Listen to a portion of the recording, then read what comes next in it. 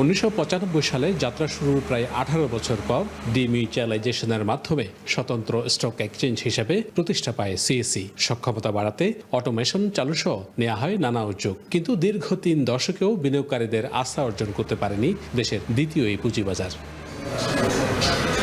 পরিসংখ্যান বলছে, ঢাকা পুঁজিবাজারে দিনে যেখানে গড়ের লেনদেন প্রায় 1000 কোটি টাকা, সেখানে সিএসইতে পুরো সপ্তাহ মিলে তার অর্ধেকের উপর লেনদেন হয়।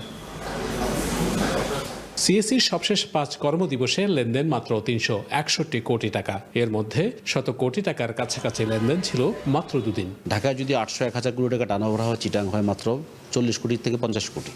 তাহলে বিনিয়োগকারীরা কিন্তু চিটাংয়ের প্রতি আস্থা হারাই ফেলছে। অনেকগুলো কোম্পানি আছে ঢাকা স্টক এক্সচেঞ্জে লিস্টিং, বাট চিটাংয়ে এখনো হয় নাই। 15 বছরে আমি চিটাং স্টক এক্সচেঞ্জের কোনো ভালো কিছু রেপুটেশন আমার কাছে চোখে পড়ে নাই। যেহেতু নতুন সরকার আসছে, ভবিষ্যতে চট্টগ্রাম স্টক এক্সচেঞ্জ স্ট্রং হবে। ঢাকার তুলনায় চিটাংয়ের অবস্থা খুব দৈন্যদশা বা খারাপ বললে চলে। এজন্য তারুণ্য সংকটকে দায়ী করে সিএসির এই পরিচালক বলছেন, প্রস্তাবিত কমিউনিটি এক্সচেঞ্জ চালু হলে এই সংকট থাকবে না। আমাদের এখানে চট্টগ্রামে ট্রেড কম হওয়ার পেছনে কারণ হচ্ছে লিকুইডিটি ক্রাইসিস।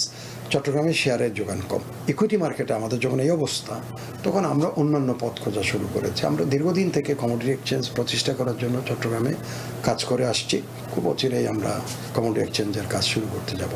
তখন ইনশাআল্লাহ আমি এই কথা বলতে পারি যে চট্টগ্রাম স্টক চেঞ্জ তখন অনেক বেশি ভাইব্রেন্ট হবে। চট্টগ্রাম স্টক এক্সচেঞ্জের বর্তমান মূলধন প্রায় $84 বিলিয়ন। নতুন কমোডিটি প্রোডাক্ট যুক্ত হলে মূলধন বাড়ার সাথে সাথে বিনিয়োগকারীদের আস্থাও বাড়বে বলে মনে করেন সংশ্লিষ্টরা। Shahnaz Riton, One News, Chittagong.